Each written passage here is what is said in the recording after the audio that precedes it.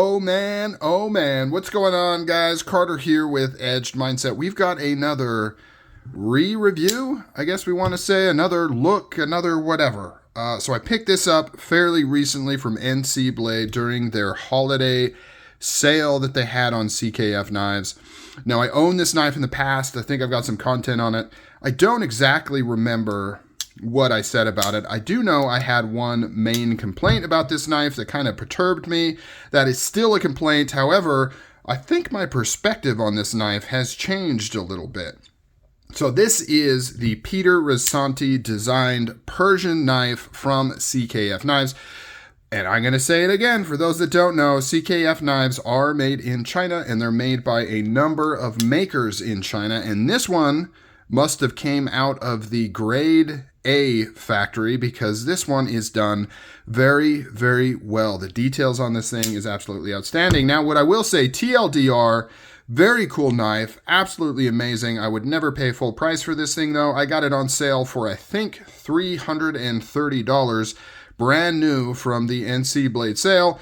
Normal retail on this thing, I think it was like $600 or something when it first came out, so pretty crazy. I wouldn't recommend, obviously you can do what you want. I wouldn't recommend paying that much for CKF knives, but that's just me.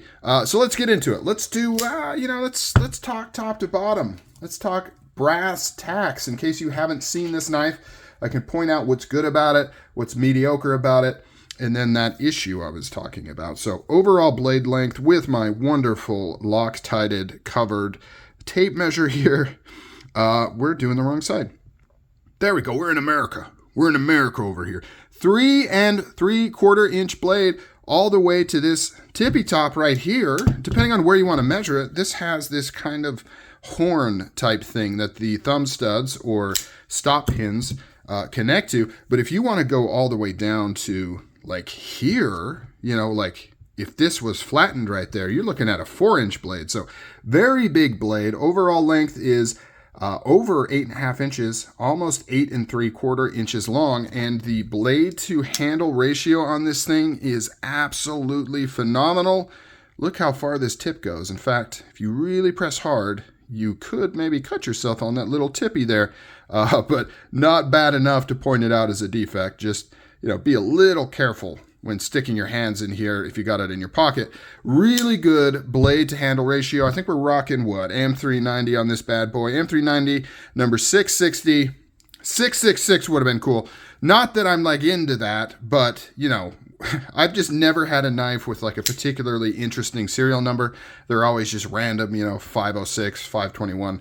And this one is so close to at least having some kind of interesting number, but alas, it does not. Persian style trailing point blade, which I personally absolutely love. Persian style blades seem to be a hit or miss thing with people. Some people really like them like me. Some people don't like them. And those that do like them probably can't understand why anybody wouldn't like them. But whenever I feature these knives, I get a lot of comments of people saying how much they dislike trailing point style blades. I think this probably comes from like a utility standpoint, because in order to kind of cut, you do have to kind of angle it down to get that belly to actuate. But that also means that nothing is getting in the way of your cutting. You don't have this big protruding flipper here to prevent you from being able to cut, because you're kind of coming down at an angle. So for me, I really like the utility aspect of trailing points as long as they're not too crazy. And this one isn't too crazy. I mean, it's definitely Persian-y, but it's not insanely curved or doing anything particularly wild. Hollow ground on this 3/4-ish ground blade, so you actually get very thin behind the edge. So it's kind of a cool combination of a nice robust tip right there. Very, very thick stock on the spine, but it's nice and thin behind that edge because of this hollow ground blade going on here. Acid washed on the primary bevel, satin flats going on the flats. Very, very nice, very beautiful. I got a little scummy stuff going on there. And then you've got the acid wash on the spine as well. Nice chamfering on the top. Very, very cool. And I just poked my finger on that tip there. Now, the biggest thing you may notice with this knife is that it is an integral, meaning it's all one solid, thick piece of titanium, which is then painstakingly milled in the middle, and then all the parts are milled out of it. and then everything is kind of stuffed inside. So it is not your traditional style like this guy right here. See how it has 2 scales? This is all one solid piece of titanium. Now, is there an actual benefit to that? Not that I've found. It does reduce the amount of parts a little bit. However, it does introduce some other things, like this lock bar insert has to come in from the outside in order to put this screw in, and so you got a visible screw there. The pocket clip, same thing. You can't really effectively screw it from the inside, so you're going to have visible screws here. But you do get rid of any sort of body screws other than the pivot. So a little bit of a trade-off. It's more of a, I don't know, it makes a very clean look because you don't have a backspacer or standoffs or anything like that. And it's just kind of a cool feat of engineering and machining. Very, very cool. And Peter Rassenti has done a number of integral knives. In fact, he designed the Nirvana for Spyderco, which is also an integral. And of course, he is a custom knife maker in his own right. So he has all his own knives that he hand makes that he's done for many, many years. He's been around for a really long time. Running on bearings, as usual, we've got Mokutai pivot collars, custom pivot here. Not proprietary hardware though, Torx, so that's good. You can take this apart. You got to be careful though. Being an integral, it is a little trickier to get these apart and back together, but it can be done. I've done it before, not that big a deal. Another cool thing about this integral handle is it's not just a flat piece of thick titanium.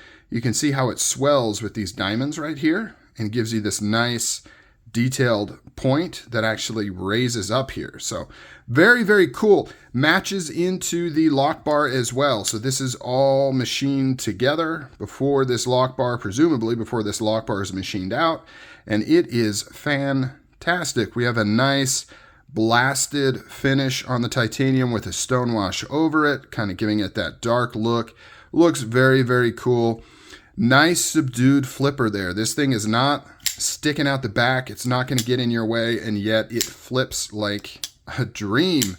These bearings are phenomenal, and this one came super smooth right out of the box. The last one of these that I bought was pre-owned, so I wasn't sure what the out-of-the-box feel would be on this guy, because when I got mine, it'd been fidgeted with, probably oiled, who knows how many times it had been opened and closed. And the last CRK I bought was pretty rough out of the box in terms of action. It took a while to break it in. So pretty cool to see how well this one did right out of the box. There's Peter Rassenti's logo right there, indicating that he was involved in this design. Nice Mokutai pocket clip with a pop of color, pop of class. Very, very cool. Nice little details of this geared jimping on the back here. Ergonomics are outstanding. It is a little thinner in the handle if you've got smaller hands. Not so much in the width. It's nice and thick blade stock, but this is kind of narrow. But for me, it feels really, really good. Very effective jimping. It's phenomenal in the hand. It's a nice, big, sleek, sexy looking knife. Now you're asking, well, what is the thing you were talking about? By the way, I like this choil. Really like this enlarged choil. It doesn't really serve a purpose. Can't get a finger up there, at least not probably safely. I mean, maybe if you got really small fingers, I wouldn't recommend it. But it looks cool. It looks cool, and it acts as a sharpening choil, so I love it. Beautiful. In fact, the lines on this knife are phenomenal. The design is outstanding. The execution's outstanding. So what don't I like? The only thing I don't like is you do have a little bit of lock bar flex in the closed position, and by a little bit, a decent amount. So see how that's moving right there when I'm pressing this flipper? That's not detent lash per se. It may seem like it is, but it's not. The detent is nice and secure. What's actually happening is this lock bar is flexing out a little bit. Let's see if we can see it. I mean, it's really hard because, a little bit of movement here translates to quite a bit of movement here, physics or whatever, engineering. But that is that lock bar. You can kind of see it moving a little bit. Kind of just moving out because it's so thin. Now, unlike the Oblia or Obla, which is the other CKF Persian style blade I got recently, the one I was mentioning that was a little rough in action out of the box, this one doesn't have any flex in the lock because it's straight down, so it's not causing any issues. The other knife, the Oblia, did because this was such a strong curve. It was actually pushing it outwards this way when it was locked, and then this way no, I guess both ways is pushing it out. But because this is transferring force straight down, you don't have that issue. The lock is completely rock solid. There's no slip or flex or anything like that. But in the detent, you do get that little bit of flex and slop when you're trying to open it up. Really not too bad.